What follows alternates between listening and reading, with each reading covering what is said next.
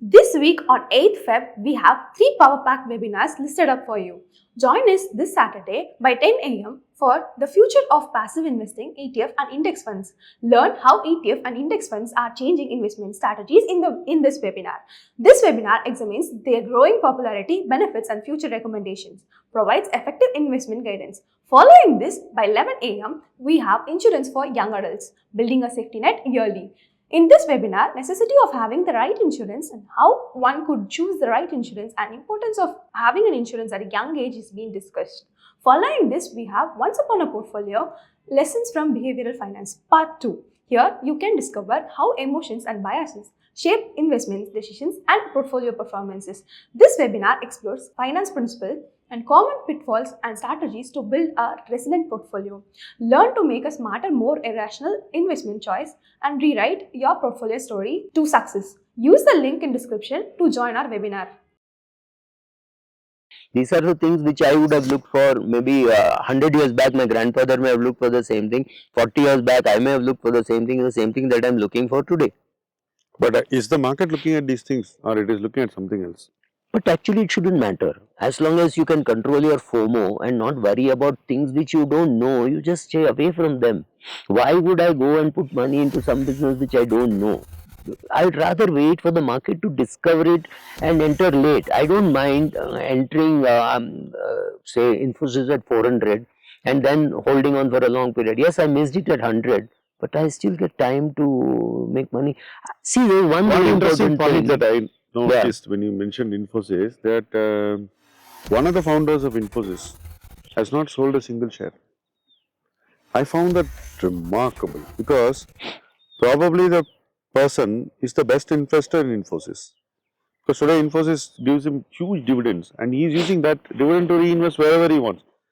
Whereas others have made different choices. So, this concept of not selling also actually is not a bad thing, not such a bad thing.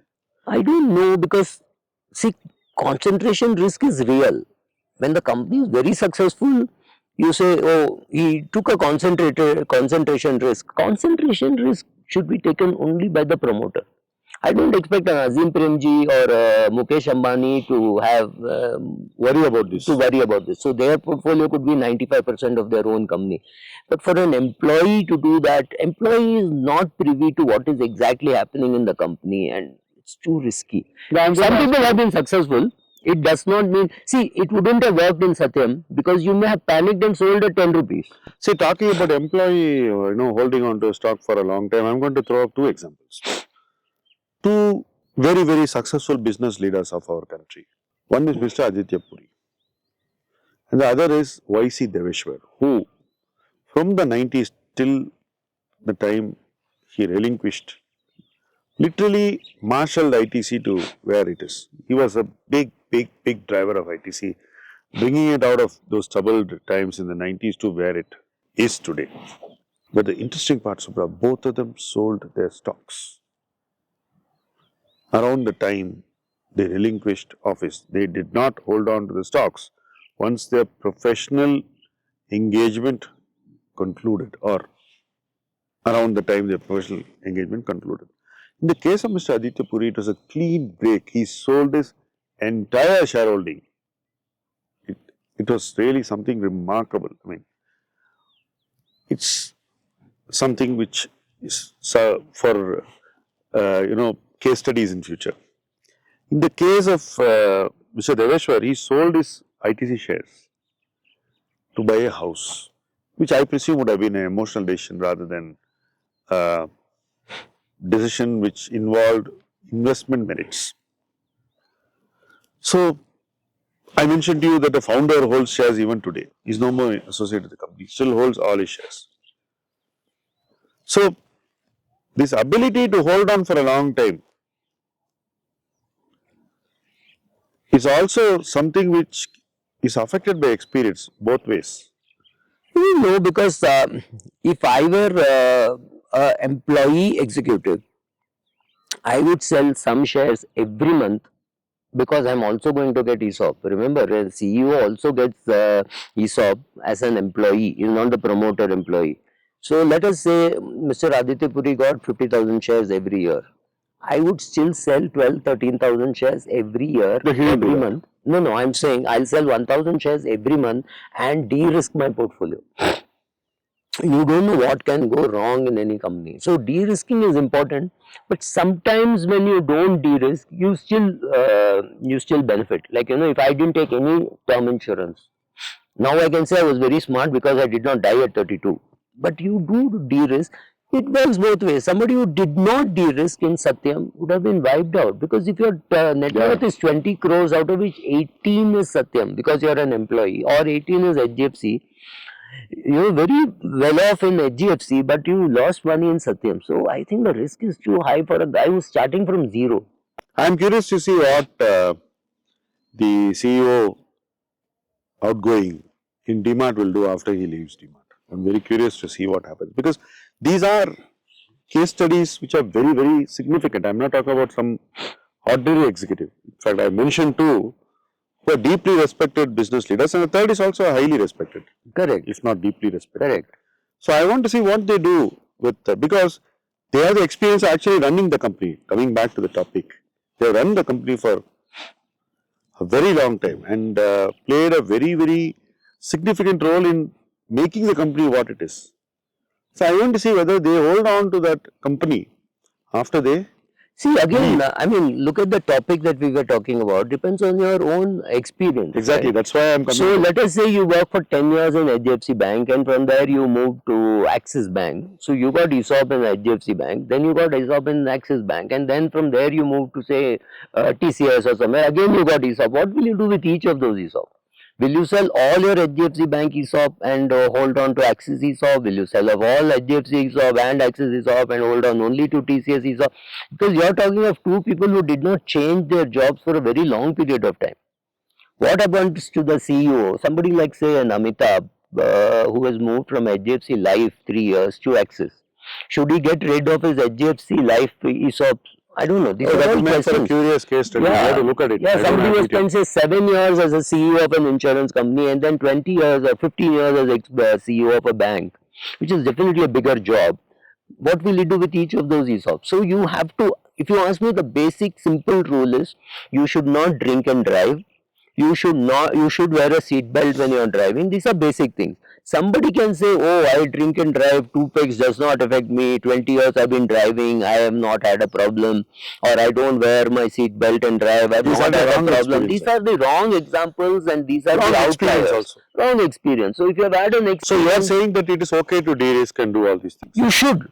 You must. Because I have a fairly open mind on this. No, because also it's a question of, after your net worth is, say, 500 crores or 600 crores, it may not matter that you already have 50 crores in, say, guilt. That will take care of your life for the rest of your life. After that, if you go to zero, you still have 50 crores. But till you have not built that basic foundation, maybe with your salary, without selling the share, maybe you sell 100 shares, 200 shares a month, which is a minuscule thing.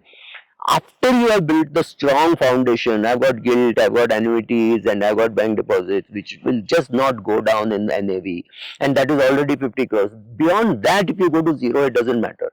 But if you've not built even that, you're living in a rented house because you think equity will give you better return, and suddenly finding that one day you have gone to zero, which can happen, and it will happen more and more going forward.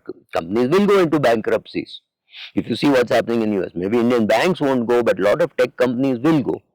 And then what will you do? So I think you must, if you're the guys who didn't do and did well with money, a lot of employees of HDFC and all are like that, who did not sell their shares and today they were 30, 40 crores.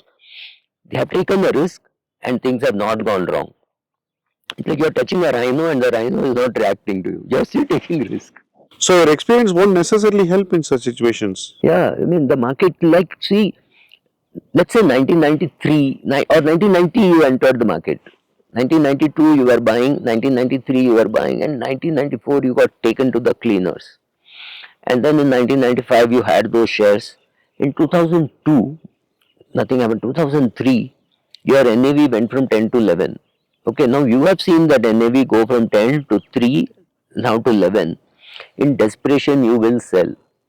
Right or wrong, 7, 8 years you have been taken to the cleaners, you have struggled, your family has laughed at you, saying in PPF your money would have doubled, what are you doing, and all that. You've taken all that mocking. You come from a family which did not invest in equities. In 2004, you would have sold out. You would have sold out at 6,000 Sensex. You would not have waited for it to reach But in that 21,000. sense, I think these examples which I have given have shown remarkable patience. They have had the luxury of showing that patience because they probably had a good salary also. But Correct. if you take the average individual professional who gets ESOPs, he has to sell his ESOPs to fund his fresh ESOPs. That's Yeah. one point. That is one. Correct. He cannot borrow and do it. I would not advise that. Yeah. So he has the experience of being in the company, and yet he has to sell to meet his requirement. See, I decide that I will use my ESOP for buying a house, for buying a car, I will not borrow, and for my foreign trips. I will not use it for other things. I will make one foreign trip once in 2 years, and for that I will sell my ESOP. That's also not a bad thing. Assuming a person is not from a rich background, assuming a person's family has no experience of investing in equities, he is already being told, look, you were holding Wipro in 2000, in 2002 prices have come down, at least now you sell, which is that pressure. You are talking of a person in a vacuum where nothing is impacting him. Every day he is reading. ITC was being written off by so many people when the price came down. Then it went up. So what about, forget of Deveshwar. Deveshwar by the time was old enough to know what to do. But think of a kid Deveshwar at 22 having ESOP, at 27 finding it is not adding any value. His parents, everybody would have said, "Arey, sell some, what is the problem, it is not doing well." You will sell. That has been your experience. Okay, you got the shares at 25 rupees, it has gone to 80, it has come down to 30 or 40. Again, when it goes back to 60, you will sell. That is what your experience is telling you. It does not matter what advice Shyam is giving you or somebody else. So you will live by your experience. It's more a teacher. It is a teacher. The question is what you learn. The problem is we learn wrong things. We think, oh, housing companies boomed in US, or housing flipping was a good business in the US, and that failed. Actually, that didn't fail. What you're learning is, if you do activities with huge leverage and the asset prices fall, you will be taken to the cleaners. It is not just real estate. It could have been silver. It could have been gold. If you have a leverage position and the price of the asset falls, you will be taken to the cleaners. Could be any asset. You cannot say, oh, I should not do house flipping. That's a very narrow lesson that you have learned. The broader lesson is, any leverage position, if you can't meet the leverage from other assets, you will be taken to the cleaners. That is the important lesson. So how you learn your lessons is important. That was a very interesting conversation on experience and how we use our experiences in our decision making in our life. We have seen people who have pushed the decision as long as they can push it back. And we see people, many of us are there, who need to sell to participate in something else, who need to sell to fulfill obligation, who need to sell to fulfill duties. It's not that we have not learned from our experience. We are learning by our experience. So, experience cannot necessarily be seen as an impediment. If you have the luxury of not selling your investments, then you have no impediment. But if you have a necessity, that necessity becomes a temporary impediment. You can still rise above that by making sensible, informed choices with the money that you get from selling your investments. So, it's essentially how you handle the proceeds of a sale and how you prepare for a sale and how you position yourself for a sale. If you don't position yourself correctly and if you don't prepare yourself, then the proceeds will get wrongly invested and you will create bad experiences. The whole game is about avoiding such experiences. Thank you for watching this video. Keep watching this series.